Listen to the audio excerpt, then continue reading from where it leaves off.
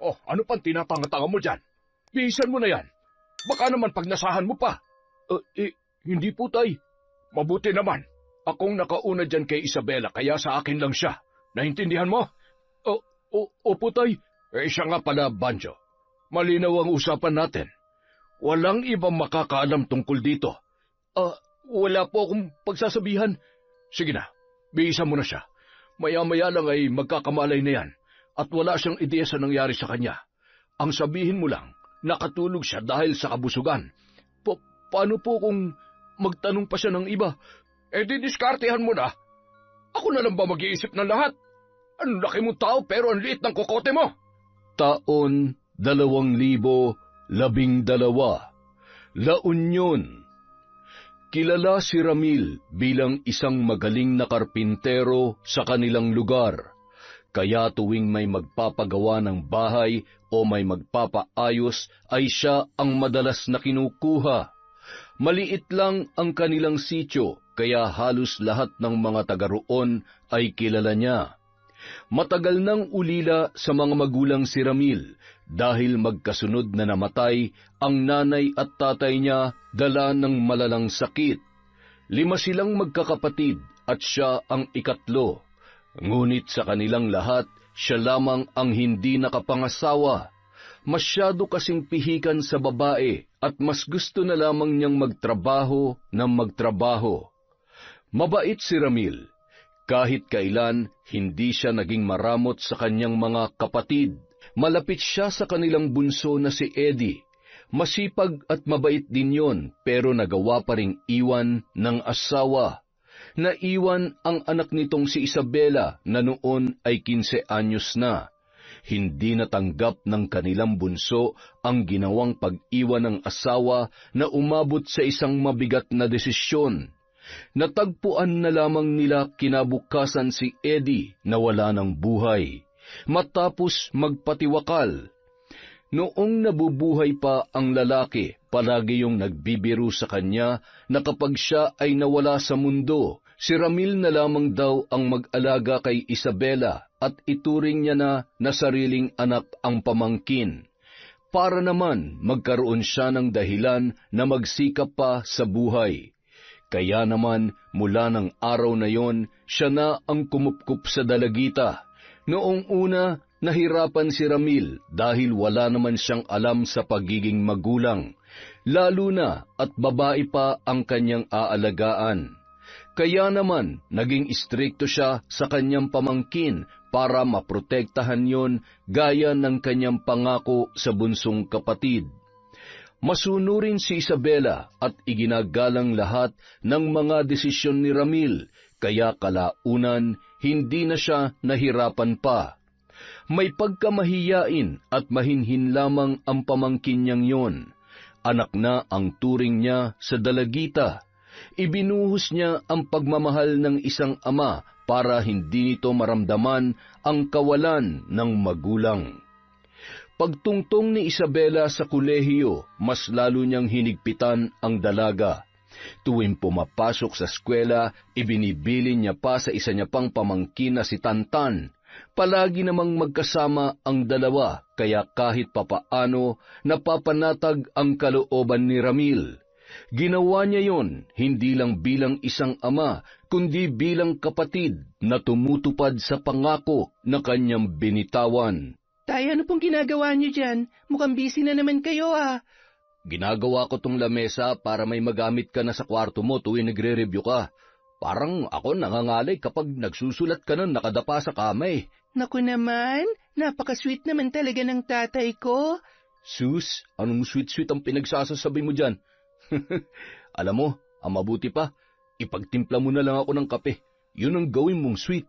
Bawal po ang matamis, tay. Baka magka-diabetes kayo. Ay, oo na. Sige na, ikaw nang bahala kung anong timpla ang gusto mo. Minsan na nga lang mag-request, kinokontra pa eh. Kung stricto kayo sa akin, dapat ganun din ako sa mga kinakain nyo para patas lang po tayo. Ay naku, nasermonan pa ako. Ganoon kapayapa ang kanilang buhay. Tunay na ama na ang turing sa kanya ni Isabela, kaya ganun na lamang sila kalapit sa isa't isa. Minsan, nawawala na sa isip niya na magtiyuhin lang talaga sila, na ibibigay naman niya lahat ng pangangailangan ng dalaga sa eskwela at nakapagbibigay pa siya ng sobra. Sa loob ng 5 taon, hindi niya akalain na kakayanin pala niya ang pagiging isang ama. Ngunit minsan, nagkakaroon din sila ni Isabela ng hindi pagkakaunawaan, lalo na kung hindi niya yon pinapayagang lumabas kasama ang mga kaibigan. Marami kasing tambay na madalas nang babastos sa mga kababaihan sa kanilang lugar, kaya ayaw niyang payagang umalis tuwing gabi ang kanyang pamangkin. Kaya lamang madalas din yung nauuwi sa malalang tampuhan. Anak, hindi mo man lang ba ako sasabayang maghapunan? Busog pa po ako. Paano ka naman mabubusog wala ka pa namang kinakain? Wala po akong gana. Ay, ito naman Alam ko nagtatampo ka pa rin sa akin dahil hindi kita pinayagang pumunta ron sa sayawan. Matutulog na po ako, Tay. Ay, gusto mo ba talagang makipagsayaw? Nasabi ko na po yan sa inyo kanina pero hindi nyo nga po ako pinayagan, di ba? Pero ayos na po yun. Pambihira naman Matutulog ka talaga na may sama ng loob sa tatay mo? Hindi naman po sa ganun, Tay. O siya, huwag ka na magtampo. Magbihis ka na. Pero huwag yung masyadong maiksi at halos mahubarang ka na, ha?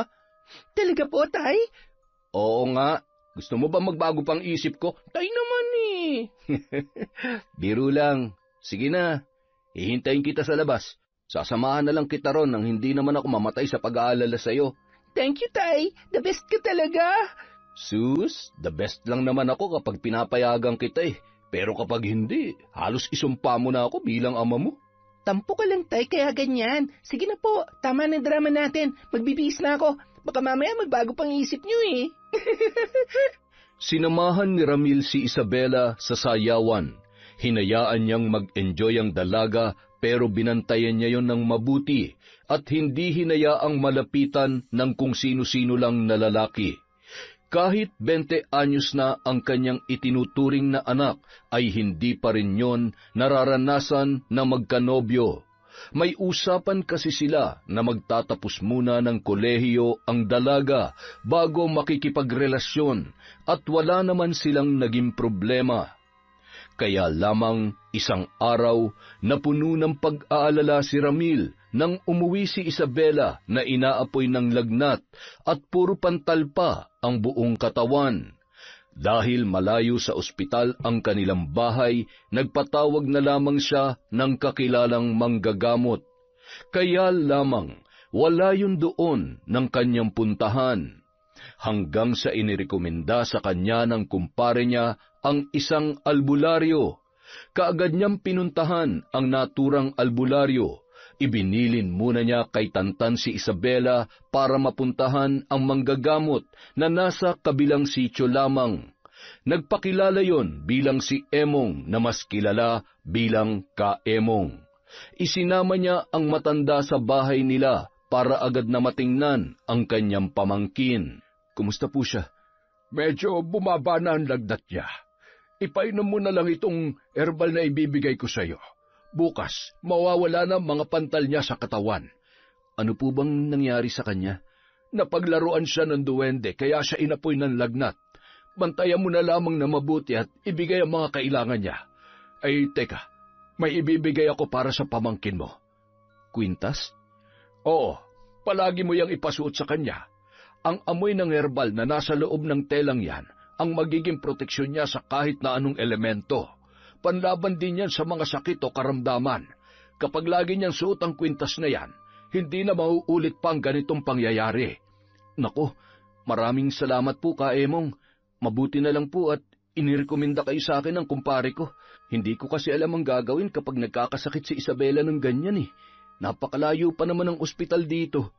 Basta kapag kailangan niyo ng tulong, alam mo na kung saan ako pupuntahan. Sige po, Ka-Emong. Siya nga po pala. Tanggapin niyo po itong maliit na halagang ibibigay ko. Kahit pambigas niyo lang po. Ay, nako, wag na. Hindi ako tumatanggap ng bayad. Tungkulin ko na pagalingin ang mga may sakit at tulungan ang mga nangangailangan. dahil yun ang bilin sa akin ng Panginoon. Kaya sa iyo na yan, gamitin mo para sa inyo ng pamangkin mo. Walang bayad ang panggagamot ko. Naku, salamat po ulit Ka Emong. Hindi lang po pala kayo magaling na albularyo. Napakabuti niyo rin po pala. Huwag mo na akong masyadong purihin at baka lumaki ang ulo ko niyan. O siya, kailangan ko nang umuwi. Yung bilin ko ha, huwag mong kalilimutan. Siguruhin mong may susuot niya ang kwintas. Mahalaga yan sa kanya. Dahil natutulog pa si Isabela, ipinatong muna ni Ramil ang kwintas sa ibabaw ng kanyang lamesa. Anak, nakita mo ba yung kwintas na nilagay ko sa lamesa mo sa kwarto? Opo, Tay. Kanino po ba yon? Ibinigay yun ng albularyong gumamot sa'yo. Isuot mo raw para may proteksyon ka sa mga masasamang elemento. Naniniwala po ba kayo sa ganon, Tay? Paano po kung simpleng lagnat nan talaga yung nangyari sa akin at hindi po dahil sa masasamang elemento? Paano mo ipapaliwanag ang mga pantal mo na nawala rin agad ngayon?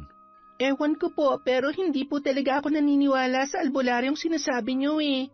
Hindi mo naman kailangan maniwala, pero wala namang masama kung mag-iingat, anak. Wala namang mawawala kung isusuot mo yung kwintas. Hindi ka naman ipapahamak nun. Ang pangit po kasi nung kwintas, Tay. Nakakasira ng pormahan. Sus, sino ba naman kasi may sabi sa'yo na gawin mong pamporma yun? Kahit ako, hindi ko irarampa yung ganong klase ng kwintas. Itago mo na lang sa damit mo para hindi halata. O kaya, ibulsa mo na lang.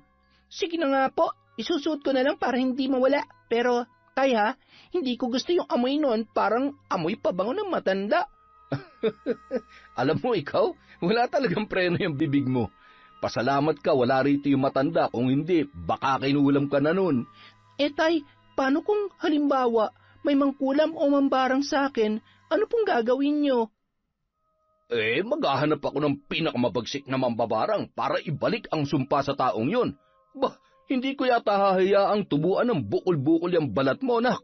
Kaya mahal-mahal na mga sabong binibili ko para sa'yo, tapos dudungisan lang nila. Nako, hindi pwede sa akin yun. Mahal talaga ha, perla lang kaya yun. Masaya si Isabela dahil napakaswerte niya sa taong tumatayong ama para sa kanya. Habang buhay niya yung pinagpapasalamat sa Diyos. Nawala man ang kanyang mga magulang, hindi naman niya naramdaman na mag-isa na lamang siya dahil kahit tatay lang ang meron siya sa katauhan ni Ramil, ni minsan ay hindi niya naramdaman na may kulang sa kanyang buhay. Bukod pa roon, marami rin siyang pinsan na nakakaramay at naging kaibigan na rin kalaunan. Mababait ang mga kamag-anak ng tatay niya na taga-roon din lang sa sityo, kaya para na rin siyang nagkaroon ng maraming magulang at mga kapatid. Ngunit ang pinakamalapit sa kanya sa lahat ay ang pinsan niya na si Tantan. Mapagbiro pero istrikto at overprotective din tulad ni Ramil. Hoy Isabela, napapansin mo ba lalaking yun? Sinong lalaki? Ayun yung nakaupo malapit sa basurahan. Bakit? Anong meron sa kanya? Kanina pa siya nakatingin sa'yo eh. Baka mamaya may binabalak ng masama yan. Pitikin ko kaya yung balot niyan. Anong balot? Tingnan mo to. Naturingan din Lister pero loading lang lagi ang utak. Ano ba kasing ibig mo sabihin? Common sense na lang, Isabela. Ano ba yung balot? Yung mismong balot, ha? Itlog ng itik. Bastos mo. Sus, late na yung galit mo. Bagal mo magets eh. O siya, tama na yung usapang balot. Balik tayo sa topic. Nakikita mo naman siguro yung pangit na tinuro ko, di ba? Pagmasdan mo para makita mong sa'yo talaga nakatingin. Titig pa lang mukhang hindi nagagawa na mabuti. Alam mo, ang OA mo, tumingin lang naman eh. Malay mo, nagagandahan lang siya sa akin. Di wow, patingin nga na mukha, insan. Baka kasi lumalabo ng mata ko kaya hindi ko makita kung nasan yung ganda eh. Alam mo, visit ka talaga sa buhay ko. Ayaw mo pang aminin na maganda talaga ako. Nasa dugo natin yan, no? Kung ako, wala naman duda. Gwapo talaga. Pero ikaw, medyo pumali yata ng konti yung pagkakahulma sa iyo eh. Ang kapal mo talaga, ha? Sige hindi na kita ililibre. Ito naman, di na mabiro. Pero sino ba yung lalaking yon? Anong year na kaya siya? Bakit gusto mo makilala? Wag na, Isabela. Baka mamaya, pinagpaplanuhan ka lang pala niyan. Ibiniling ka pa naman sa akin ni Tito Ramil. Mayayari ako dun. Wala naman akong sinasabi na kikilalanin ko. Na-curious lang naman ako eh. Malay natin, hindi naman pala siya masamang tao. Masyado ka lang talagang mapanghusga. Manang-mana ka kay tatay. Ang mabuti pa, umuwi na tayo. Kapag lumagpas ka sa oras ng uwi mo, baka sunduin ka na ni Tito. Paglabas nila sa gate ng eskwelahan, nagtaka siya nang makita ang matandang lalaki na nakatayo sa di kalayuan. Napakunot ang noo niya nang mapansing nakatitig yon sa kanya. Bigla siyang kinilabutan nang makita yung ngumiti at lumabas ang mga sirasirang ngipin na medyo naninilaw pa. Ngunit maya-maya lamang, napatitig siya sa bawat pagbuka ng bibig ng matanda, hanggang sa namalayan na lamang niya ang sarili na naglalakad patungo sa pwesto kung saan niya yon nakita. Kaagad naman siyang sinundan ni Tantan na takang-taka sa biglaan niyang pag-alis. Hoy, Isabela! Saan ka pupunta? May lalapitan lang ako. Sino? Yun o, yung matandang nakatayo sa may poste. Ha? Teka, kilala mo ba yon? Oo, siya yung albularyong kumamot sa akin nung nagkasakit ako. Pasasalamatan ko lang. Ha? Akala ko ba hindi ka naniniwala sa... Kaemong, ano pong ginagawa niyo rito? Hinihintay ko lang ang anak ko. May pinuntahan kasi ako kanina para gamutin, kaya dumaan na rin ako rito para sabay na kaming umuwi. Kumusta ka na nga pala, Iha? Hindi ka na ba nagkakasakit? Hindi na po. Salamat po sa tulong ninyo. Ay nako, wala yun. Siya nga pala, hindi mo pa ba nakikilala ang anak ko? Ano po bang pangalan niya, tsaka anong year na po siya? Baka sakaling makasalubong namin ni Tantan. Second year pa lamang siya, pero mas matanda siya sa'yo. Huminto siya sa pag-aaral, kaya nauhuli na siya ngayon. Pareho po pala sila nitong pinsan ko. Siya nga po pala si Tantan. Pinsan at best friend ko po. Magandang hapon po. May nakalimutan po siyang sabihin. Best friend na pogi po, Kaemong. Mahangin ka rin pala. Mukhang palagi kang nakabuntot dito sa pinsan mo ah. Bodyguard ka ba niya? Palabiro po pala kayo? Bodyguard nga po ako ng pinsan ko, kaya kung nasan siya, nandun din ako. Kailangan ko kasi siyang ilayo sa mga masasamang loob. Mukhang hindi naman lapitin ang masasamang loob ang pinsan mo, kaya hindi mo siya kailangang paghigpitan. Mawalang galang na po ha, pero si Tito Ramil po ang may karapatan sa bagay na yan. Desisyon niya kung paghihigpitan niya sa Isabela o hindi, dahil siya naman ang tumatayong ama. Pero ako, poprotektahan ko siya kahit hindi sabihin ng tiyuhin ko. Ay, ganun ba? Pasensya ka na, iho.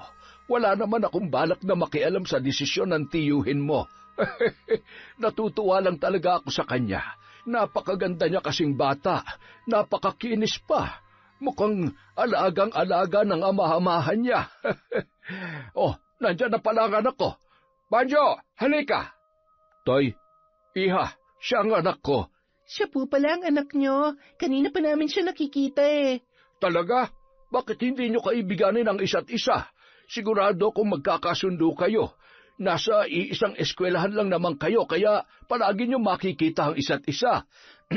Isabela, kailangan na nating umuwi. Kaemong, pasensya na po Kailangan na po kasi naming umuwi. Baka nag-aalala na po si tatay eh. Banjo, tutuloy na kami. Sige. Mag-iingat kayo. Hindi maunawaan ni Isabela kung bakit tila nagbago ang pakikitungo niya sa matandang albularyo. Noong una, hindi naman talaga siya naniniwala sa mga sinasabi ni Emong dahil mas naniniwala siya sa kakayahan ng mga doktor. Ngunit nung mga sandaling yun, tila may kung anong nagtulak sa kanya na lapitan ang matanda at pakitunguhan ng mabuti. Naging magaan din ang loob niya sa anak noon na si Banjo. Hindi ko gusto ang lalaking yon. Magiging sagabal siya sa plano natin, Banjo. Mukhang mahirapan tayo sa kanya, tay. Mahigpit magbantay eh. Kaya nga galingan mo. Kaibiganin mo kung kinakailangan para mailayo mo kay Isabela. At kapag nagawa mo na yon, si Isabela naman ang kailangan mong maging kaibigan. Bakit po ba si Isabela pa napili niyo? Isa siyang birhen. Unang tingin ko pa lamang ay nagustuhan ko na agad siya. Maganda siya, mabango, at higit sa lahat, makinis. Parang ang sarap pisil-pisilin ng mga... Tay, hindi niyo na naman napipigilan ang pantasya niyo. Baka nakakalimutan niyo marami nakakakita sa inyo rito. Ay sige na, halika na. Buti pa umuwi na tayo, bago pa ako makapanghablot ng ibang babae rito. Basta tandaan mo ang biling ko sa'yo. Gawin mo lahat para madala mo sa akin si Isabela. Siya lang at hindi kung sino-sinong babae, naintindihan mo? Opo, Tay. Kapag nagawa mo yon, bibigyan kita ng 100. 100 lang, Tay? Marami po kaming babayaran sa... Matanda ka na, Banjo. Kung tutuusin, kaya mo na magbanat ng buto. Nakikita mo namang matanda na ako tapos sa akin mo pa iaasa ang lahat. Kung tinatanggap niyo lang sana ang mga ibinabayad sa inyo, may panggasto sana tayo. Kinu-question mo ba ang desisyon ko? Hindi naman po sa ganun, Tay. Kung wala kang magandang sasabihin, itiko mo na lang yung bibig mo para hindi ako nabubwisit sa'yo. Napabuntong hininga na lamang si Banjo sa inasal ng kanyang ama. Noon pa man, hindi niya na nararamdaman ang malasakit at pagmamahal ni Emong bilang kanyang tatay. Sa loob ng maraming taon, mas itinuring pa siyang utusan ng sariling ama kesa ituring na anak. Ngunit imbis na magreklamo, nakuntento na lamang siya sa kaya nitong gawin para sa kanya. Noon pa man, problema na ni Banjo ang pagiging mahilig ni Emong sa mga babae. Gusto nun ang magaganda at mga halos kaedad niya lamang para gawing parausan. Walang ibang nakakaalam ng gawaing yon ng matanda kung hindi siya lamang. Siya rin ang ginagawang kasangkapan sa makamundong plano ng kanyang ama sa mga babaeng natitipuhan. Malas lamang ni Isabela dahil isa siya sa mga natipuhan ng tatay ni Banjo. Samantala, hanggang sa makauwi ay lukot pa rin ang mukha ni Tantan dahil sa naging pakikitungo sa kanya ng matandang albularyo. Hindi rin nakaligtas sa kanya ang malalagkit na tingin ni Emong sa kanyang pinsan. Kaya naman nang ihatid niya si Isabela ay kaagad niyang ikinuwento kay Ramil ang tungkol doon. Pero bago pa man niya madagdagan ang mga sasabihin ay itinaboy na siya ng dalaga. Bakit naman pinaalis mo kaagad si Tantan? Inimbita mo na sanang maghapunan dito ang pinsan mo. Hayaan mo siya, Tay. Kanina pa kaya ako naiinis sa kanya. Nako, may bago pa ba sa inyong dalawa? Kulang na nga lang magsuntukan kayo ng pinsan mong yun eh. Sa isang linggo yata, walang araw na hindi kayo nag-aaway. Paano kasi, Tay? Napaka-OA niya kanina. Pinakilala lang naman sa akin ni Kaemong yung anak niya. Ano ka mo? Nakilala mo yung anak ni Kaemong? Pinakilala po kasi sa akin kanina eh. Paglabas namin ng gate, nakita ko agad ron si Kaemong. Inaabangan niya raw ang anak niya. Alam niyo, Tay, nung una, natakot ako sa kanya. Kanino? Kay Banjo? Opo, kasi patingin-tingin siya sa amin ni Tantan nung nasa loob pa kami ng school. Sabi nga ni Tantan, baka raw may binabalak na masama. Kinakabahan nga po ako eh. Pero nung nalaman ko na anak siya ni Kaemong, para akong nabunutan ng tinik. Akala ko ba'y hindi ka naniniwala kay Kaemong? Hindi po ba pwede magbago ng isip, Tay? Siyempre po, nakapag-isip-isip din ako. Aba, nag-iisip ka pala, anak? Wow, Tay ha? Nakaka-offend naman po para sa isang scholar na consistent dean's lister. Aba't nakuha pang magyabang. Pero maganda yan, anak. Alam ko naman na kahit hindi ka gaanong masipag sa pag-aaral, matalino ka talaga. Tsaka kahit wala kang award pag-graduate mo, maghahanda pa rin tayo. Talaga, Tay? Siyempre naman. Hindi ko pa ba paghahandaan ang araw na yon? Baka nakakalimutan mong nag-iisa lang kitang anak. Ikaw ang magmamana ng lahat ng kayamanan ko. Lahat na nakikita mo sa labas, hindi yun akin. Kaya yung mga nandito lang sa bahay, ang mamanahin mo. Puro ka talaga kalokohan, Tay. Pero seryoso ha, huwag muna kayong maghabilin. Hindi pa ako handa. Hindi ka pa handang mawala ako? Masamanda mo tong tatay mo. Kahit umabot pa ako ng mahigit 100 taon, pipilitin ko pa rin mabuhay para masamahan ka. Oo, talaga ng tatay ko. Pero aasahan ko yung 100 taon na yan, Tay, ha? Kapag hindi kayo tumupad sa sinabi nyo, hindi ko patatahimikin ang kaluluwa nyo. Nang mga sumunod na araw, nagsimula nang lumapit kay Isabela si Banjo. Noong una ay nakikipagkilala pa lamang sa kanya ang lalaki at hinayaan niya lang yun dahil mukha namang hindi masama ang intensyon. Mahiyain si Banjo at may pagkatorpe pero hindi niya na yun pinagtuunan pa ng pansin dahil hindi naman siya interesado. Tuwing sila ay nagkakausap, palagi niyang kinukumusta si Emong. Paulit-ulit lang naman ang isinasagot sa kanya ng binata. Nang maging malapit na sila sa isa't isa, kalaunan ay naging magkaibigan na rin sila. Kung paano niya itrato si Tantan ay ganoon na rin sa bago niyang kaibigan. Ngunit sa kabila ng kabutihang ipinapakita ng lalaki ay hindi pa rin kumbinsido ang kanyang pinsan. Mukhang masyado na kayo nagiging malapit ng Banjo na yun, ah. Bakit? Ano naman ang masama ron? Mag-ibigan lang naman kami, ha? Wala namang masama sa pagkakaibigan. Mabuti nga yun, para naman hindi ka masyadong mapaghahalatang taong bundok. Yun naman pala, pero bakit ganyan ang tono ng pananalita mo? Parang duda ka kay Banjo, eh. Ay, ang akin lang naman, kilalanin mo muna mabuti. Kilatisin mo ng 1,000 beses kung kinakailangan. Kaya lang, hindi naman ganun ang nangyari. Wala pa kayong 1 buwan na magkakilala pero parang pang 1 taon na ang pagiging malapit niyong dalawa. Sus, nagsiselos ka lang kasi may iba na akong best friend. Ako nagsiselos? Pambihira. Kahit maging boyfriend mo pa yung mokong na yun, mas matibay pa rin ang relasyon natin dahil magkadugo tayo, no? Oo na, hindi ka talaga nagpapatalo. Seryosohin mo kasi ang mga sinasabi ko sa'yo. Hindi yung sama ka ng sama sa kung sino-sino na lang. Buti sana kung lagi rin akong kasama para nababantayan kita. Bakit ba kasi masyado niyo akong pinaghihigpitan? Hindi na kaya ako bata. Hindi ka na nga bata pero nag-aaral ka pa. May pangarap ka pa sa buhay, hindi ba? Ano namang kinalaman ng pangarap ko sa pakikipagkilala ko kay Banjo? Paano kung ligawan ka nun? Tapos magpadala ka sa tukso. Ganyan ka na ba talaga, Tantan? Hindi lang siyang hinuhusgahan mo. Pati ako. Gusto ko lang na mag-ingat ka dahil hanggang ngayon, hindi ko maintindihan kung bakit wala pa rin akong tiwala sa lalaking yun. Wala kang tiwala sa kanya dahil hindi mo gusto na maging magkaibigan kami. Tapos ngayon, anong gagawin mo, ha? Magsusumbong ka kay tatay? Puro sumbong ka na lang ba? Teka nga lang, Isabela, hindi mo ako kaaway rito. Gusto lang kitang protektahan. Kanino? Sa mga taong nagmamalasakit lang naman sa akin? Tumigil ka nga, Tantan. Talo mo pa si tatay kung magbantay sa akin, eh. Pwede ba kumalma ka? Napaka-OA mo. Hindi natin kailangan mag-away. Kung gusto mo makipagkaibigan kay Banjo, ikaw ang bahala. Basta mag-ingat ka lang. Yun lang ang gusto kong mangyari. Kahit ano pa mangyari, kaya kong sarili ko. Kaya wag niyo akong pakialaman. Abataran. Dahil sa mga sinabing yon ni Isabela, nagpasya si Tantan na kausapin ang tiyuhing si Ramil para ipaalam ang nangyayari sa kanyang pinsan. Yun kasi ang unang beses na sumagot ng ganun si Isabela, kaya hindi niya mapigilan ang sariling mabahala sa inaakto ng dalaga. Tito, may kailangan po kayong malaman tungkol kay Isabela. Ano yon? May ginawa ba siyang kalokohan? Hindi ko na po kasi siya maintindihan ngayon, eh.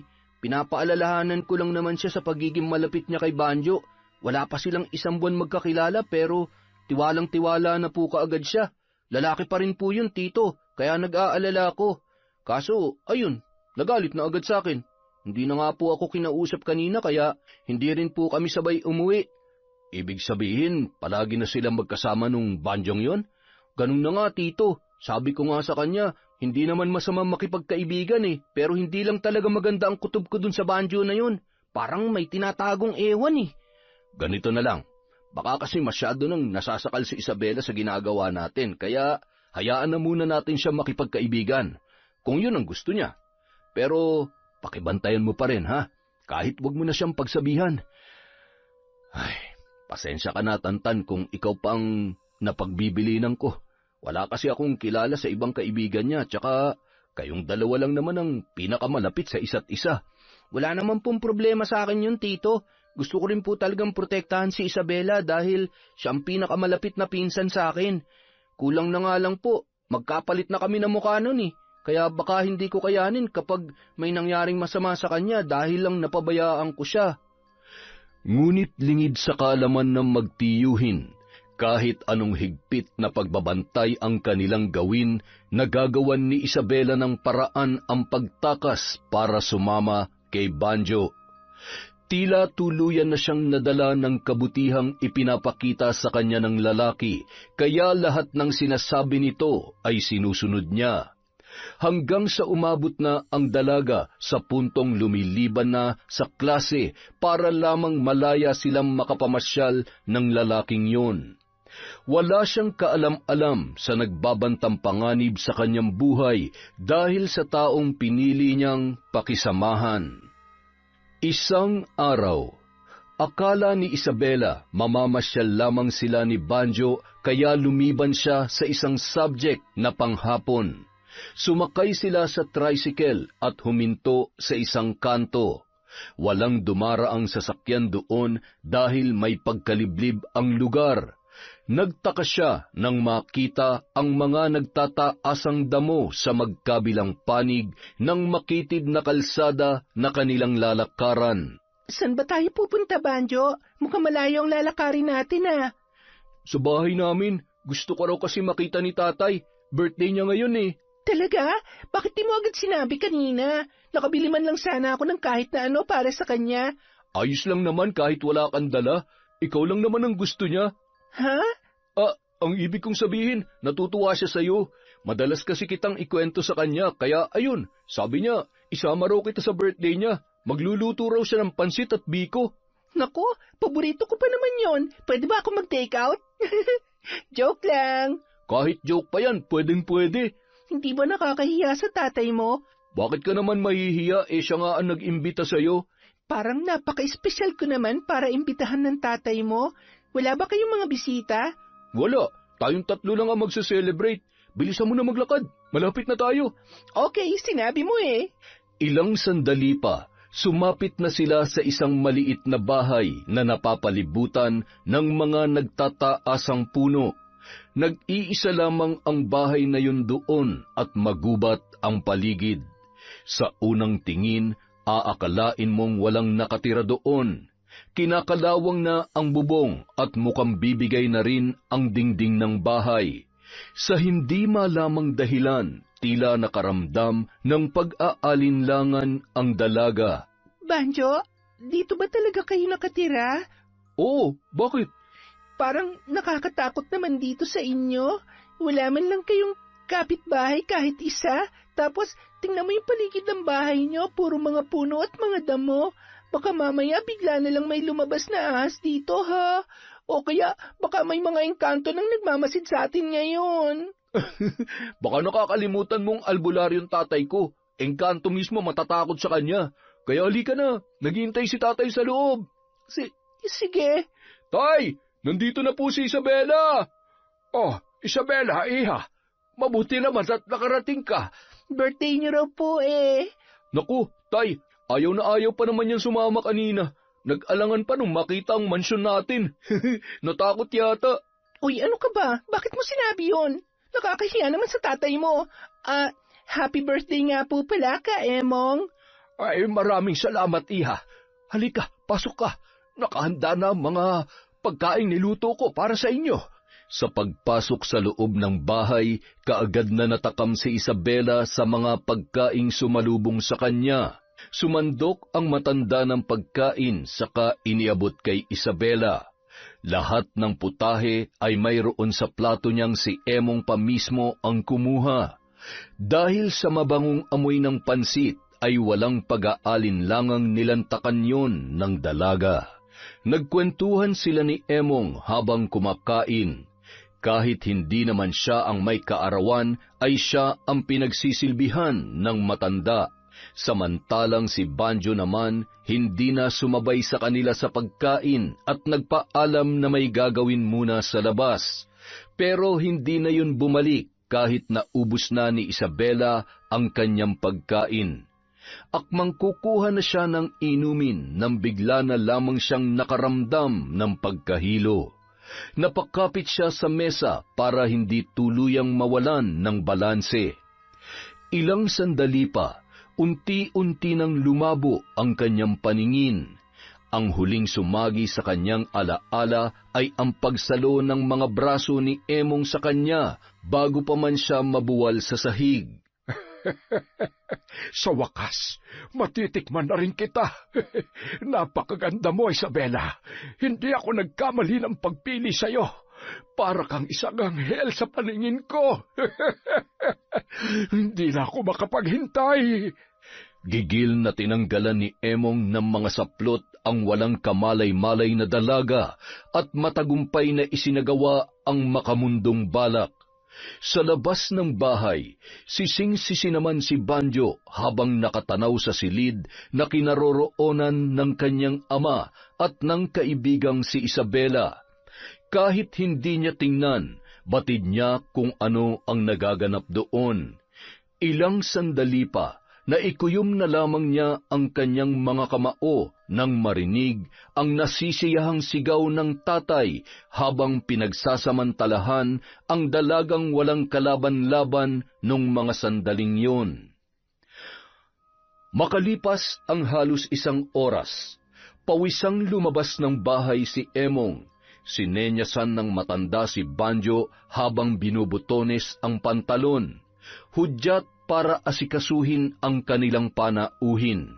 Napasinghap na lamang noon ang binata nang tumambad sa kanya ang walang saplot na katawan ni Isabela at ang marka ng dugo sa sapin sa higaan ng kanyang ama. Nagtagis ang kanyang mga bagang sa galit, ngunit kahit kamuhian pa niya ang kanyang tatay sa nangyari, ay wala pa rin siyang magagawa. Oh, ano pang tinatanga-tanga mo dyan? Bihisan mo na yan. Baka naman pagnasahan mo pa. Hindi po, tay. Mabuti naman. Akong nakauna dyan kay Isabela, kaya sa akin lang siya. Naintindihan mo? Opo, tay. Siya nga pala, Banjo. Malinaw ang usapan natin.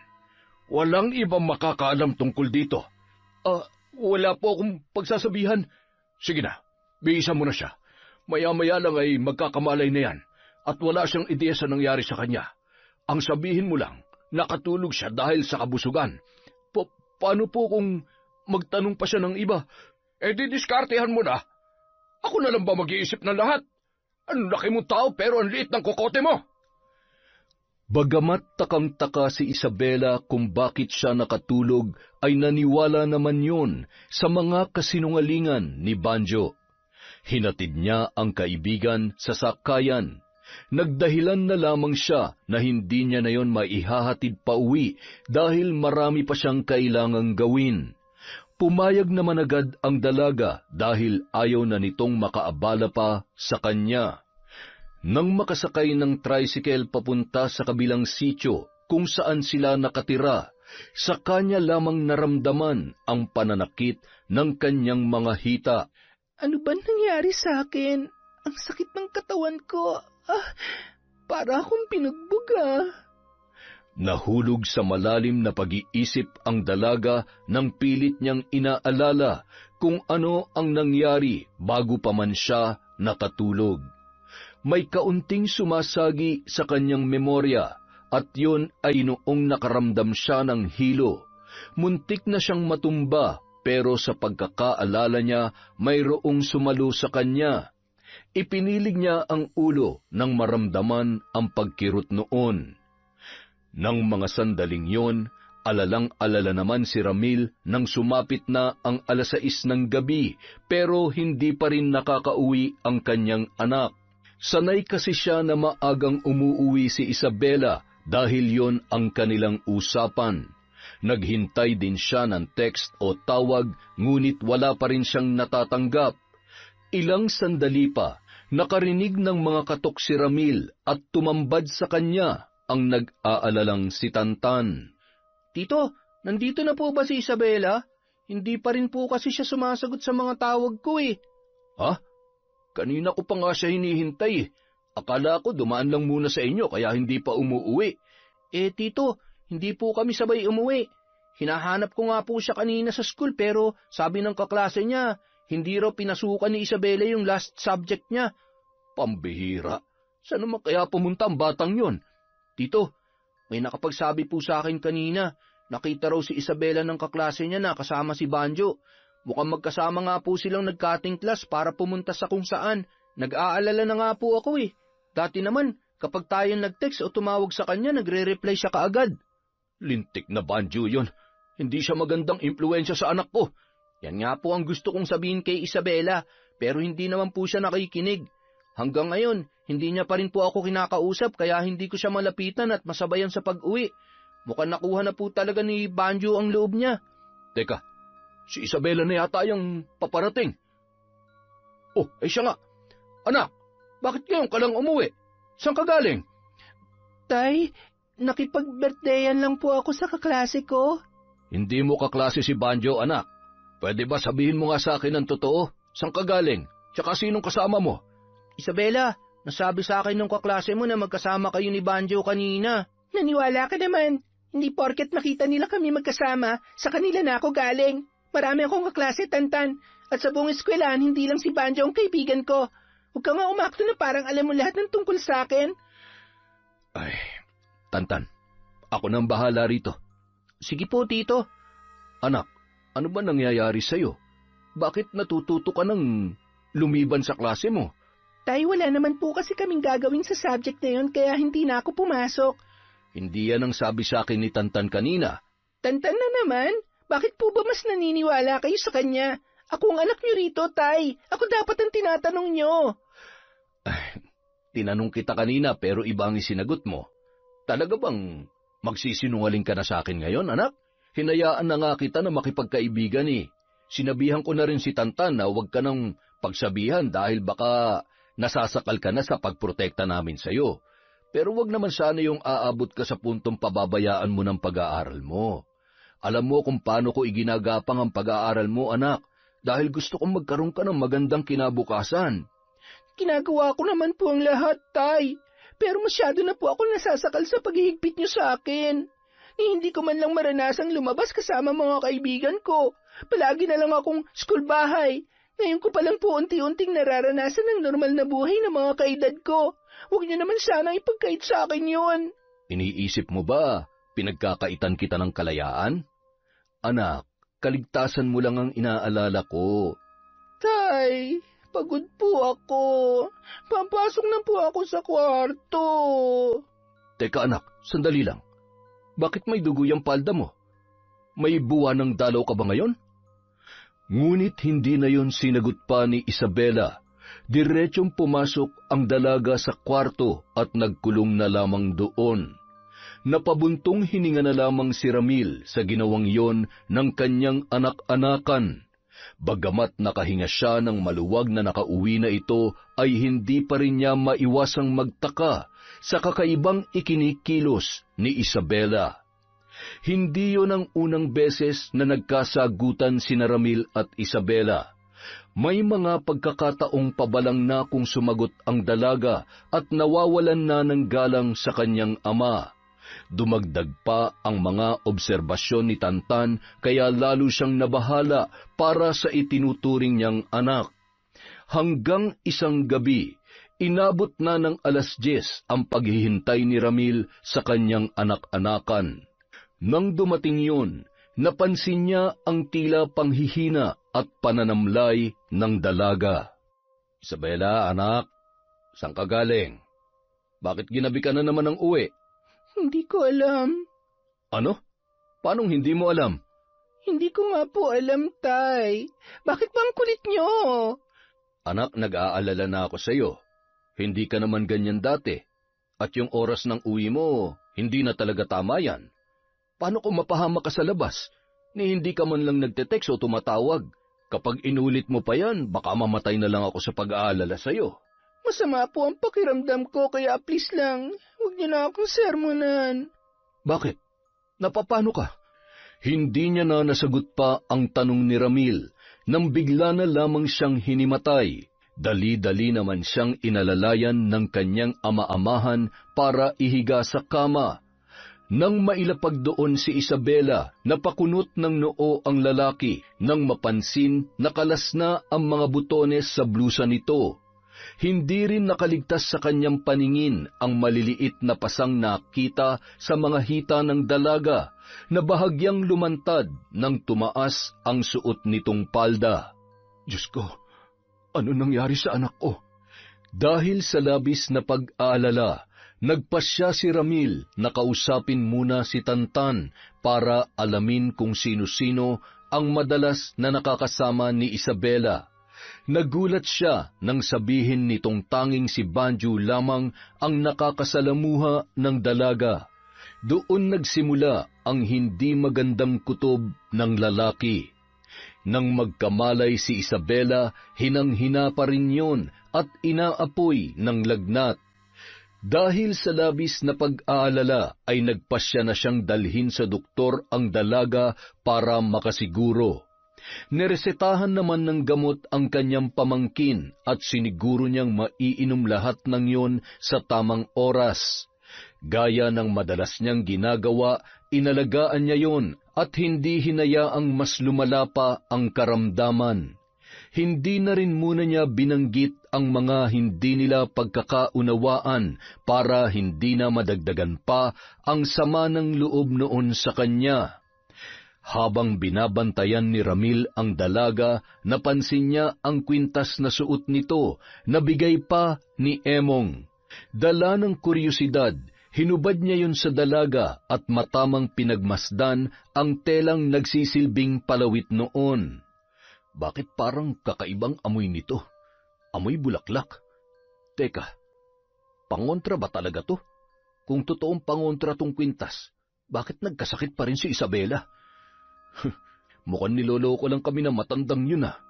Dala ng pagtataka, hindi niya na muna yun ipinasuot sa dalaga.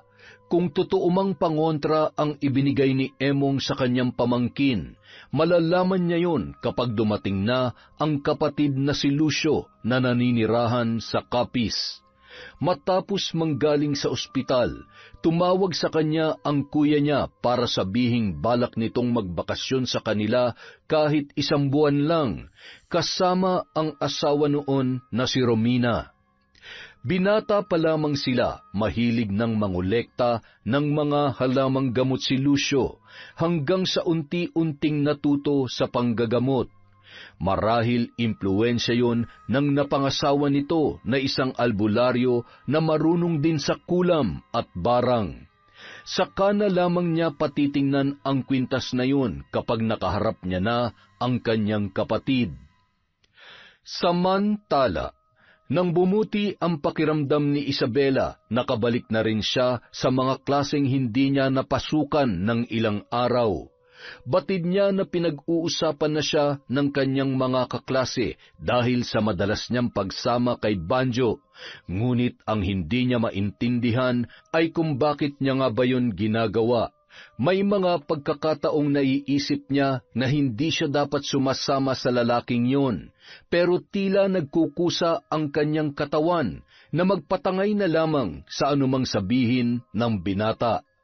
Gaya nung hapon na maaga silang nakauwi dahil may sakit ang kanilang instruktor para sa huling subject. Paglabas niya ng classroom ay naghihintay na kaagad sa kanya si Banjo. Isabela, ano, tara uli? Saan? Sa bahay namin. Hinahanap ka ni tatay. Ha? Bakit naman ako hahanapin ng tatay mo? Teka, bakit parang takang-taka ka pa? Di ba lagi naman tayong pumupunta sa bahay? Oo nga, pero kailangan bang lagi akong pumunta sa inyo? Sorry, pero hindi ako pwede ngayon eh. Alanganin ng oras, magagalit na naman si tatay sa akin. Pero sabi mo, gusto mo na maging malaya sa kanya, di ba? Ha? Alam mo, hindi ko alam kung ano yung mga pinagsasasabi mo. Diyan ka na nga. Gulong-gulo noon si Banjo sa naging pakikitungo sa kanya ni Isabela. Ilang araw lang silang hindi nagkita ay tila nagbago na ang kanyang kaibigan. Ngunit sa kabila ng hindi pagsama ng dalaga ay lihim niya yung ikinatuwa. Ipinatatawag na naman kasi yon ng kanyang tatay dahil sa pangangailangan nito. Labag sa kalooban ni Banjo ang ginagawa ng sarili niyang ama, lalo na't alam niya kung gaano kabuti si Isabela at ang ama ng kanyang kaibigan. Pero kung hindi naman niya susundin ang utos ng kanyang tatay, makakaranas na naman siya ng matinding pagpapahirap. Malayo pa sa bahay si Banjo, ngunit ramdam niya na ang pangangatog ng kanyang mga tuhod habang naglalakad.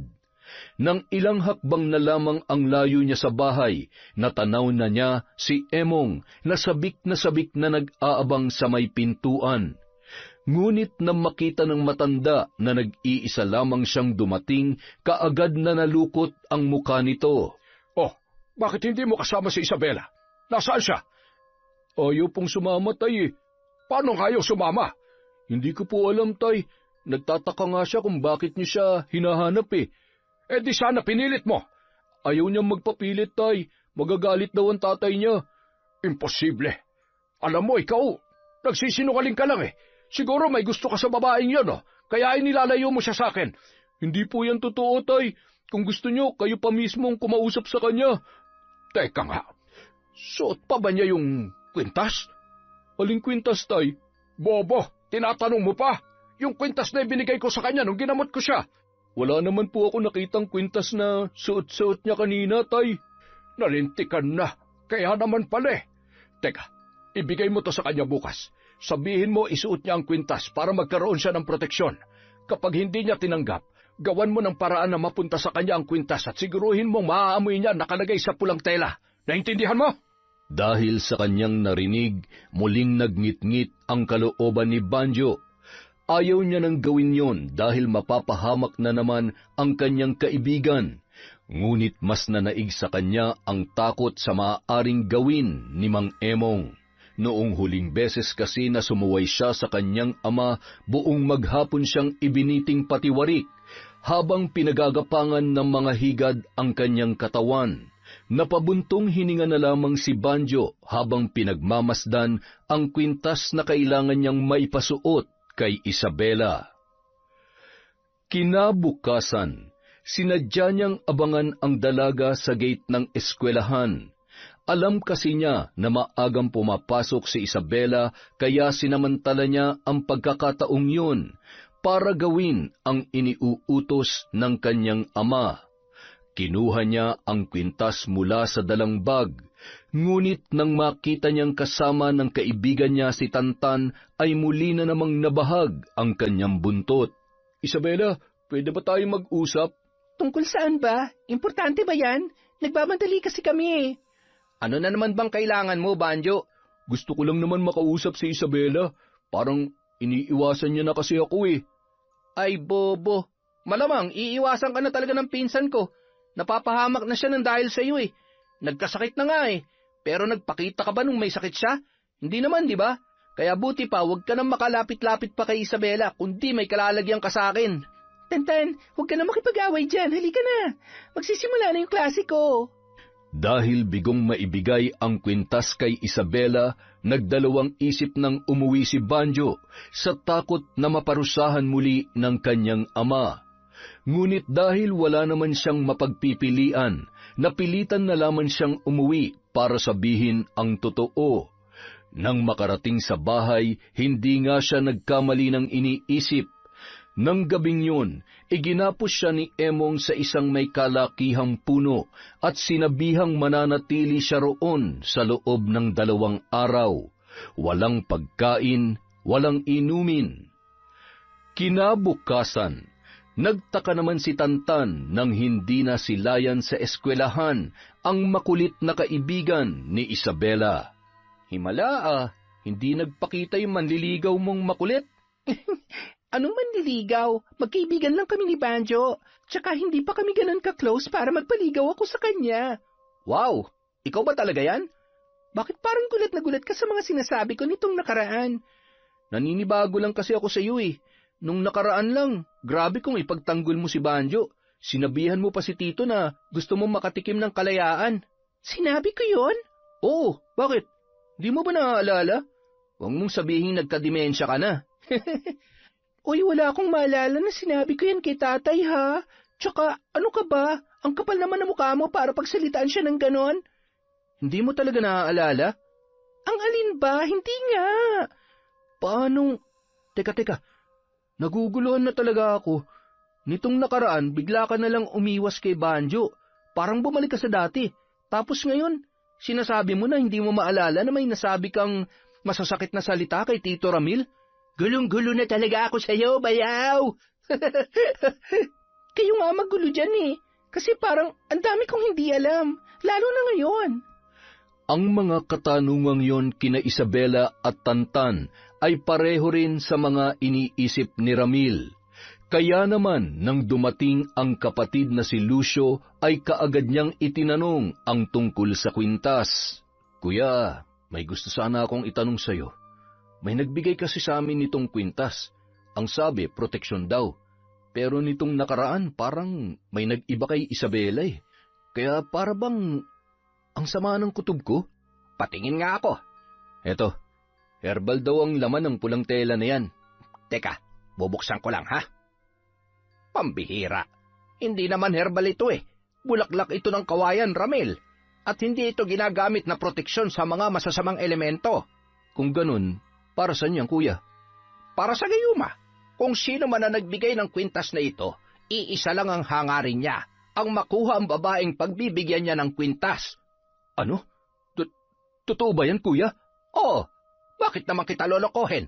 Pambihira ka naman, oo. Totoo ang sinasabi ko. Kung ganun, ginagayuman ng emong na yun si Isabela? Posible, Ramil. Hanggat suot niya ang kwintas na yan, kayang-kaya siyang kontrolin ang taong gumagayuma sa kanya. Teka, ano bang napapansin mo sa kanya nitong mga nakaraang araw? Yun na nga ang naging problema namin, kuya. Napadalas kasi ang pagsagot-sagot niya at lagi niyang dinidepensahan yung kaibigan niyang Banjo ang pangalan. Eh, sino naman si Banjo? Anak yun ng albularyo. Ipinakilala raw sa kanya. Delikado ang anak mo, Ramil. Mukhang ginagamit lamang ang Banjo na yon para madaling makalapit sa anak mo ang sinasabi mong albularyo. Abay, hindi maganda ang kutob ko rito. Teka, anong oras na ba? Bakit wala pa si Isabela? Nagsimula ng kabahan si Ramil nang hindi na naman nakauwi sa tamang oras ang kanyang anak-anakan. Sinubukan niyang tawagan ng dalaga, ngunit napagtanto niyang hindi pala yun nagdala ng cellphone. Ilang sandali pa, humahangos na dumating si Tantan. Tito! Tito! Oh, Tantan, ano nangyari? Bakit may pasayang mukha mo? Napaaway po ako, Tito. Si Banjo po ang gumawa nito sa akin. Si Isabela po, kailangan niyo po siyang puntahan. Bakit? Ano nangyari sa anak ko? Nasaan siya? Kasama po ni Kaemong. Anak nang, sinasabi ko na nga ba eh. May masama talagang ginagawa ang hayop na yun sa anak ko. Tito, tara na po. Kailangan na natin silang puntahan. Baka kung ano nang ginagawa sa kanya ng matandang yon. Nagmamadaling pumunta sa kabilang sityo sina Ramil at Tantan sa pagbabaka sakaling maililigtas pa si Isabela. Ngunit pagdating doon, naabutan nila ang dalagang halos mapunit na ang suot na uniforme. Nakahigayon sa katre habang nakatitig sa kawalan, nawari na manhid na lamang sa pinagdaanan. Hinanap ni Ramil si Emong. Hinalughog nila ang buong bahay, ngunit mukhang tumakas na ang matanda, kasama ang anak nitong si Banjo. Sa galit niya ay nasuntok na lamang niya ang mesa roon dahil sa sinapit ng pinakaiingatan niyang anak-anakan. Sa itsura pa lamang, kumpirmado ng ginahasa ng matandang albularyo si Isabela. Bukod pa roon, mukhang sinaktan pa noon ang dalaga para sa pilitang maisagawa ang masamang balak. Hindi nakaligtas sa kanyang paningin ang mga pasa sa braso at mga galos na marahil ay tinamunang dalaga dahil sa panlalaban sa matanda. Halos maiyak si Ramil sa galit at hindi matingnan ang kanyang anak-anakan dahil sa nangyari. Nang makauwi sa bahay, doon niya na tuluyang ibinuhos ang galit na nararamdaman. Halos magwala na siya habang iniisip ang pinagdaanan ni Isabela sa mga kamay ng albularyong si Emong. Ramil, walang mangyayari kung magpapadala ka lamang sa galit. Sigurado ko nagtatago ng hayop na yon, kuya. Alam niyang matutuntun natin siya kaya umalis siya sa bahay na yon. Tarantadong yon. Binaboy niyang anak ko. Hayop! Kapag nakita ko matandang yon, ako mismong papatay sa kanya. Naiintindihan ko ang galit na nararamdaman mo ngayon. Kung akong nasa katayuan mo, baka mas malala pa dyan ang reaksyon ko sa nangyari. Pero sa ngayon, kapag nagpadala ka sa galit, ikaw ang talo. At mas lalo magdiriwang ang emong na tinutukoy mo. Kailangan niya managot sa ginawa niya. Dapat siya mabulok sa kulungan. Pero hindi yung mangyayari kung nagtatago pa rin siya ngayon at hindi natin alam kung saan na siya nagpunta. Kailangan niyo ba ng tulong? Kaya kong palabasin sa pinagtataguan niya ang albularyong tinutukoy ninyo. Talaga? Paano? Kapag pinahirapan ko siya, siya na mismong gagawa ng paraan para hanapin ako. At magagamit yung pagkakataong yon para siya yulihin. Paano mo gagawin yun, Romina? Sa pamamagitan ng isang mabagsik na sumpa, babarangin ko ang matandang yon. Ipaparanas ko sa kanya ang pinakamasakit na mararanasan niya sa tanang buhay niya. Kapag nangyari yun, siya mismong gagawa ng paraan para matuntun ako at hihingi siya ng tawad sa kanyang nagawa sa inyo. Kahit lumuhod pa siya sa harapan ko at lumuha ng dugo, hindi ko siya mapapatawad. Dinala ni Ramil sa ospital si Isabela at doon niya nakumpirmang ginahasa nga ang kanyang anak-anakan. Ayon sa doktor, hindi yun ang unang beses na may nangyari sa dalaga. Dahil doon, inireport niya yon sa pulisya para mas mapadali ang paghahanap kina Emong at Banjo.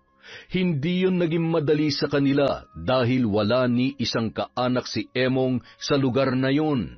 Mukhang dayo lang daw ang mag-ama, kaya mahirap yun matuntun. Napakahayop na matandang yun. Hindi na siya naawa sa anak ko.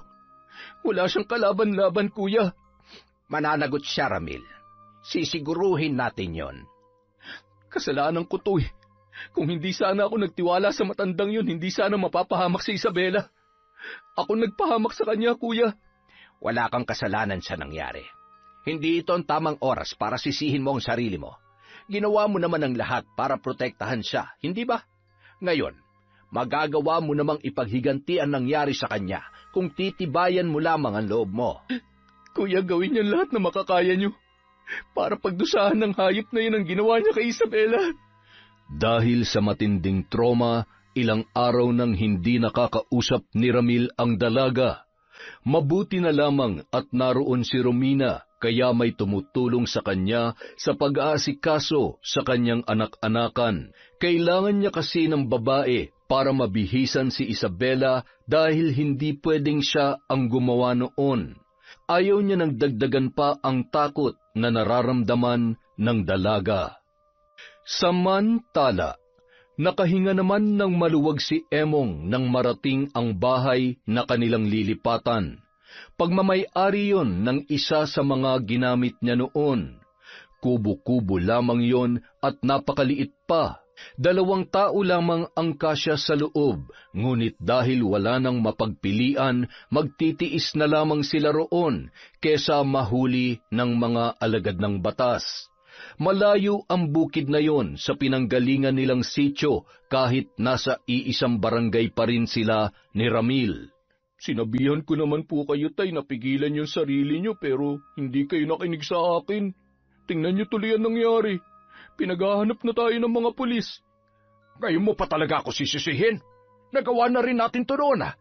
Hindi pa ba kayo natuto sa nangyari noon? Inulit nyo pa talaga ngayon. Hindi ko naman kasi maintindihan kung bakit hindi mawala-wala sa inyo yung pagkamahilig nyo sa... Hoy! Itiko mo yung bibig mo kung ayaw mong tahiin ko yan. Wala ka ng respeto sa akin, ah. Ako pa rin ang ama mo kaya sundin mong lahat ng sasabihin ko. Ganyan naman lagi kayo eh. Kapag nasa ganitong sitwasyon, dun ko lang kayo nagiging ama. Pero sa ibang sitwasyon, kahit ginagawa ko lahat ng para sa inyo, hindi nyo ako nakikita bilang anak. Pwede ba tigil-tigilan mo nga yung kadramahan mo? Ang mabuti pa, magluto ka na ng kakainin natin. Gutom na ako. Nagngingit-ngit man ang kalooban, sinunod pa rin ni Banjo ang utos sa kanya ng kanyang ama. Wala na rin naman siyang ibang kakampi ng mga sandaling yon dahil wala na siyang kaibigan at wala rin siyang kamag-anak na malalapitan. Ngunit kahit nagtatago na sila ay paulit-ulit pa rin siyang inuusig ng kanyang konsensya dahil sa ginawa ng kanyang ama kay Isabela. Nag-uusap lang sila noon ni Isabela, ngunit biglang dumating ang tatay niya sa labas ng eskwelahan at sapilitang isinama ang kanyang kaibigan. Pinigilan sila ni Tantan kaya napalaban muna siya bago sila nakaalis. Tuliro na siya noon at hindi na niya alam kung ano ang gagawin, kaya sinunod na lamang niya ang sinasabi ni Emong sa kanya. Dahil sa nangyari, nauwi na naman silang mag-ama sa pagtatago sa alagad ng batas. Kung nagawang magtago ni na Emong at Banjo, hindi naman nagbago ang desisyon ni Ramil na makipagtulungan sa panganay na kapatid at sa asawa nitong si Romina para sa planong pahirapan ang sadistang albularyo. Ngunit bago pa man ang lahat, sinabihan na siya ng kanyang kapatid na doon na muna patuloyin si Isabela sa bahay ni Tantan para hindi malaman ng dalaga ang kanilang ginagawa. Pagsapit ng 6:00 ng gabi, sinimulan na ni Romina ang ritual. Nasaksihan ni Ramil kung paano pinakawalan ng hipag niya ang mga insektong laman ng isang garapon. Sabay-sabay na pumunta ang mga yon sa iginuhit na imahe ng isang lalaki habang patuloy sa pag-usal ng mga banyagang salita. Wala mang naiintindihan sa mga naririnig ay alam niyang hindi biro ang ginagawa ng kanyang mga kasama. Nang matapos ang ritual, kaagad siyang kinausap ng kanyang Kuya Lucio. Magsisimula na ang pagpapahirap sa kanya ngayong gabi. Sa loob lamang ng 3 araw, si Emong na mismo magdadala sa sarili niya rito, kaya kailangan mong ihanda ang sarili mo. Sa ngayon, hindi mo muna pwedeng iuwi rito si Isabela, lalo na kapag nakalipas na ang 3 araw, Ramil. Teka, kumusta na nga pala siya? Ayun, mabuti na lang at kumakain na siya, kuya. Mukhang mas maayos siya ron kinatantan. Marami siya nakakausap. Mabuti naman kung ganon. Nakukonsensya talaga ako, kuya. Pakiramdam ko, nagkulang ako na protektahan siya bilang ama niya. Hindi ko pa rin siya nagawang ilayo sa mga taong may masamang intensyon sa kanya. Nagawa mo ang responsibilidad mo sa kanya bilang ama, pero sadyang may mga bagay na hindi mo kontrolado. Hindi mo ginusto na may masamang mangyari sa kanya, at ginawa mong lahat para siya'y maprotektahan. Pasensya na kayo, kuya. Alam kong nandito kayo para magbakasyon, pero inabala ko pa kayo ni Romina para sa paghiganti ko sa Emong na yun. Sus, kahit ano pa man ang mangyari, tutulungan ka pa rin namin. Pamangkin ko rin si Isabela, at ito na ang pagkakataon para makabawi naman ako sa bunso nating kapatid. Kinagabihan, nagising na lamang si Emong dahil sa matinding pananakit ng tiyan. Halos mamilipit ang matanda sa kanyang nararamdaman. Nang angatin niya ang kanyang damit, nanlaki ang kanyang mga mata nang makita ang pag-alon ng tiyan na tila may kung anong gumagalaw sa loob. Tatayo na sana siya nang maramdaman niya ang pamamanhid ng magkabila niyang binti. Punyeta! Ano ba ito nangyayari sa akin? Banjo! Banjo, gumising ka nga dyan! Bakit, tay? Yung mga binti ko, hindi ko maigalaw. Nang sulyapan ni Banjo ang kanyang mga binti, ay muntik na siyang mapasigaw nang makita ang tila paggalaw ng maliliit na bagay roon na animoy nagtatago sa ilalim ng kanyang balat. Tay, ano nangyayari sa binti niyo? Bakit may gumagalaw? Hindi ko alam. Aray, ang sakit ng tiyan ko. Mula sa pagsakit ng tiyan, sa paggalaw ng kung ano mula sa ilalim ng kanyang balat, ilang sandali pa lamang ang nakalilipas ay nakaramdam naman ng matinding pananakit ng ulo si Emong. Halos mabaliw na ang matanda sa halo-halong sakit na kanyang nararamdaman. Hindi niya man aminin, batid niya kung ano ang kanyang nararanasan ng mga sandaling yon. Para makumpirma ang kanyang hinala, Nagsindi siya ng itim na kandila. Pinahiran niya ng langis na may orasyon ang puting plato, sakayon itinapat sa usok na nagmumula sa kandilang kasisindi lamang. Maya-maya pa, nanlaki ang kanyang mga mata nang makita roon ang nabuong imahe ng 2 tao. 2 tao ang bumabarang sa kanya. Dahil sa kalagayan, hindi magawang tulungan ni Emong ang kanyang sarili.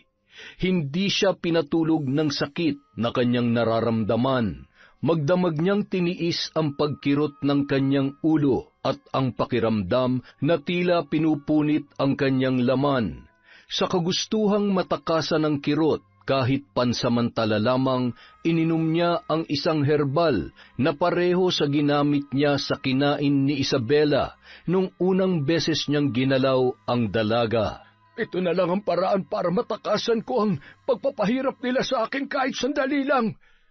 Matapos lagukin ang tubig na pinatakan niya ng herbal, ay sa kanya lamang naramdaman ang unti-unting pagdidilim ng kanyang paningin. Makalipas ang 3 araw, lalo pang lumala ang sakit na nararanasan ni Emong. Nagkaroon ng malalaking bukol ang buo niyang katawan, pati na rin ang kanyang muka. Tuwing pumuputok ang mga bukol na yon ay naglalabasan ang maliliit na uod mula doon. Ngunit ang pinaka nagpahirap sa kanya ay ang pananakit ng maselang parte ng kanyang katawan. At nang tingnan niya yon, napasigaw siya nang makitang namamaga at halos mabulok na.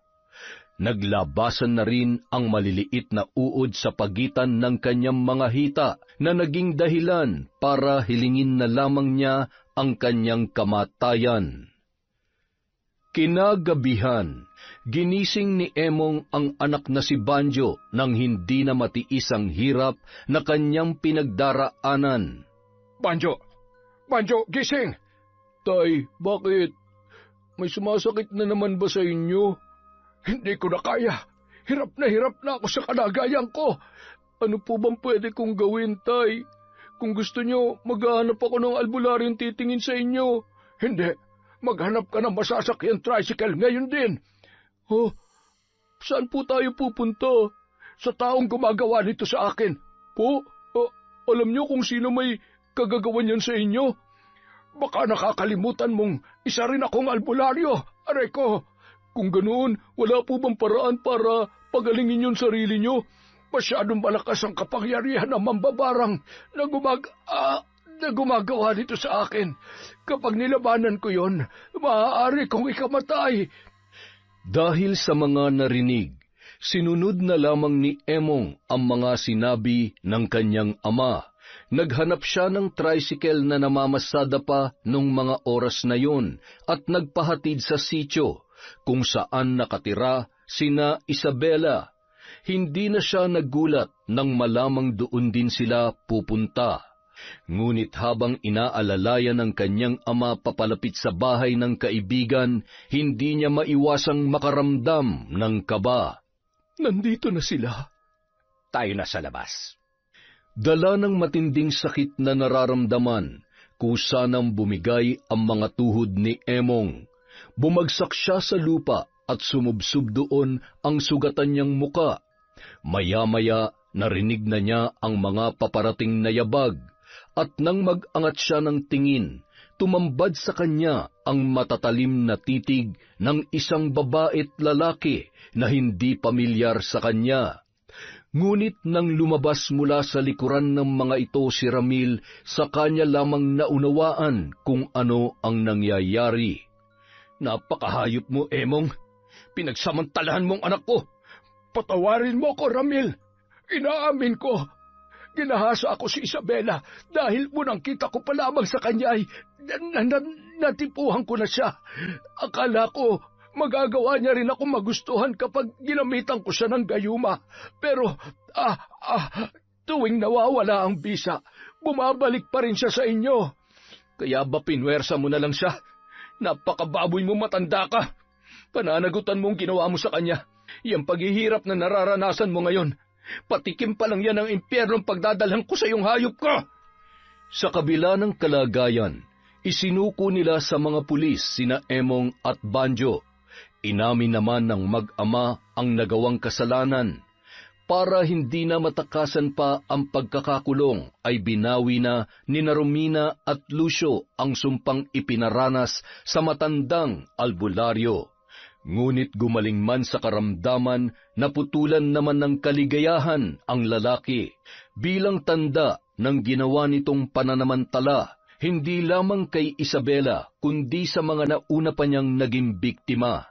Inamin ni Banjo na hindi yun ang unang beses na may pinagsamantalahan ang kanyang ama, kaya naungkat ang iba pa nitong kaso. Habang pinagbabayaran ng dalawa ang ginawang krimen, ginawa naman ni Ramil ang lahat para makabalik sa normal na buhay si Isabela. Nagdesisyon siya na lumayo na muna sa lugar na yon. Nakituloy muna sila sa kapatid niyang pangalawa sa bunso na nooy nakatira sa Zambales para makalimot ang kanyang pamangkin sa pinagdaanan sa mga kamay ng sadistang albularyo. Doon na rin nagpatuloy ng pag-aaral ang dalaga. Nagkaroon na ng mga bagong kaibigan si Isabela. Nang sumapit ang araw ng pagtatapos ng dalaga, inihanda ni Ramil ang kanyang sorpresa. Surprise! Ha? Tantan? Akala ko hindi kayo makakarating. OA ka pa rin hanggang ngayon. Para namang napaka-imposible makapunta kami rito sa La Union lang naman kami galing. Oo na, pasalamat ka na miss kitang loko ka. May hinanda kami ni Tito Ramil para sa'yo. Tsaka bumili na rin ako ng cake. Wala pa kasi akong may regalo sa'yo ngayon Basta isipin mo na lang, may gwapo kang pinsan. Tama yan, tawanan mo yung sarili mong joke para naman hindi gaanong nakakahiya. O tama na yung bardagulan yung magpinsan.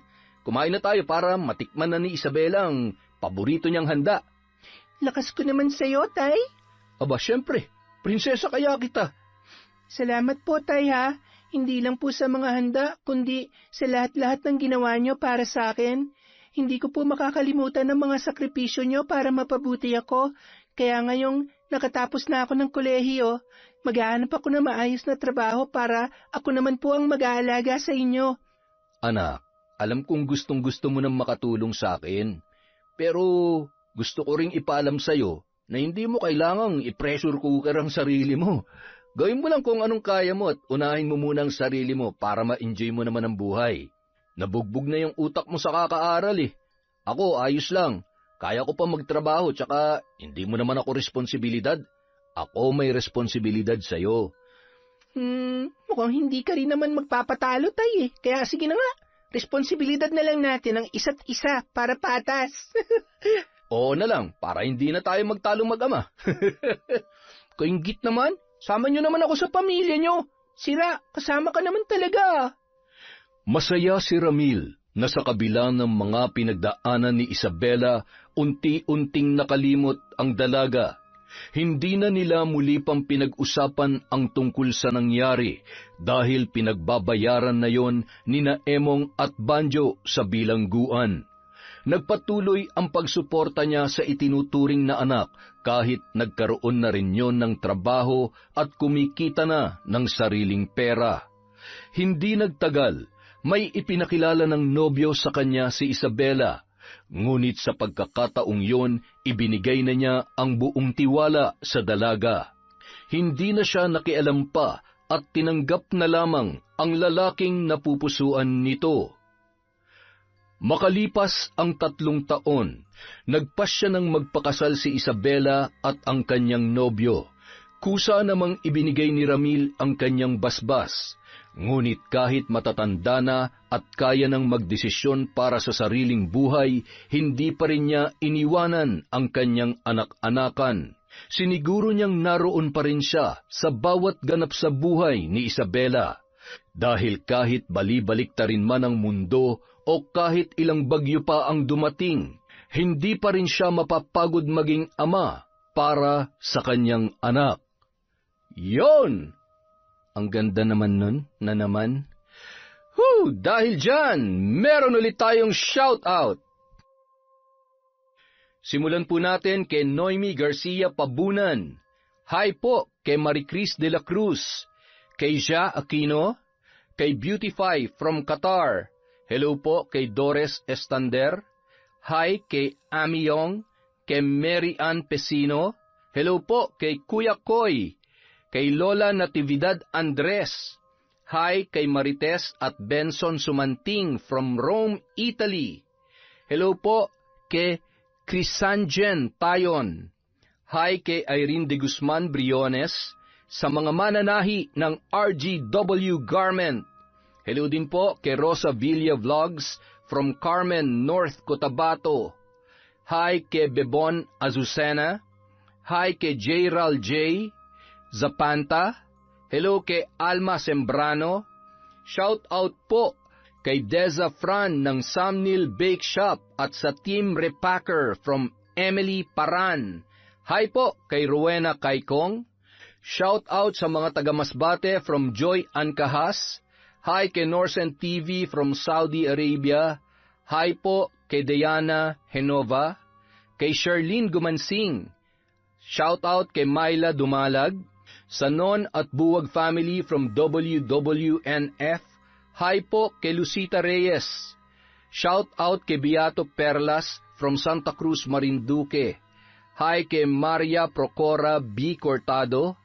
Hi kay Dwayne Johan, kay Dwayne Joseph at Antonio Orpeza from Dores Estander. Hi kay Willie Galvez. Hi rin po kay Genevieve Virtusio. Shout out kay Noel Donato. Hi kay Mardy Suzuki. Hello po kay Amelie Manalang. Prayers po para sa apo ni Ma'am Maura. TVJ Rosie Hedorio. Jamie Alario from Singapore. Hi kay Kurt Mina. Kay Cherry Mukbang AMSR. Hi po kay Juliet Sabeliano. Hi Saragas at Sumandal family from Noylin. Hello po kay Ami Viray. Mix Salcedo from Glendale. Kay Jeneline Jacobe. Kay Teresa Nunez from Joe Nanaman. Hi kay Marilyn Ramos. Kay Isay Diaz. Cabral family from Estela de Silva. Hi po sa mag-asawang sina Jonah Baque at Jomar Lonzaga. Hello po kay Dimple Dimple. Shout out kay Joan Makiling from Connie Cacalda. Hi kay RV Tiong, kay Eugene Pineda, Mirasol Masuher, Rowena Saladino Lim. Hello po kay Lira Luna ulit. Hi kay Jerlyn Batal, Jenaline Rodrigo, Kalampag Vlog. Mabuhay po kayo. Happy Father's Day kina Randy, Jeng, JL at Louie from Corazon, Cacalda. Hi kay Amelia Namani from Israel, kay Janine and Bricks from Malolos, Bulacan. Hello po kay Elvira Ramos, Analu Barlita, Shagala Mary, kay Jovi Somoza, Michelle Cedron. Hi po kay Miss Maura. Shout out kay Christy Gaitan, kay Lady Dam, Jennifer Sacris. Hi kay Lynette Reparado, at isang kay Fernan TV. Domeng Rojas. Hi po kay My Honey, Rachel Ignacio, Michelle from Saudi Riyadh, Gonzaga and Coronica family from Romelin Gonzaga. Hello po kay Gemaline Orongan from Misamis Oriental. Hi kay Andy Pasoke, kay Irene Canlas, Basea family ng San Dionisio Rojas, Palawan. Hello po kay Lenny Batayola, Alma Naong, Renalyn Dumayas Relyama. Hello po kay Alfreda Alona. Hello po kay Miss Kiwi Official. Shout out kay Joel Marasigan, kay Kel Rodis. Hello kay Vince, Marlon, Federizo at Flordeliza Esorio from Tanay Rizal. Hello po sa Filipino Medtech sa Princess Margaret Hospital, Bahamas from Christiane Moncada. Hi kay Connie Luz from Hong Kong. Hello po kay Lenang Sagara, kay Mariam Mangulamas. Hi kay Fernan TV, kay Angelina Ignacio. Hi po sa Grefaldia at Imperial family. Hello po kay Elizabeth Dungka. Shout out kay Henry M. Bailon, kay Sara Marco, Rena Shane at Razel. Hello po kay Eunice 2025. Hi kay Grace Kiambao, kay Maria Rosalie Galendez, kay Beth Mercado. Hi po kay Maricel Delfin, kay Kiarsa, Arceli Briones, Posugak Family, Oswald Andre Orogan from Sang-O. Hello po kay Jober Pangilayan. Hi kay Venus Ravas, Marilyn Ichon, Via Zone La Hardware sa Purok 4, Mahada Kalamba from Judith Fajardo. Hi kay Jane Bautista, Ramil Fariolin, Catherine Fantinalgo, kay Merlin Lagada of Camiguin. Hi kay Manny Maniego, Lilian Ortiz, Lent TV2, hello po, kay Rosalina Bogayong, kay Linda Lumage, at syempre kay Mabel. Maraming salamat po sa walang sawang pagsuporta sa Kwentong Enteng.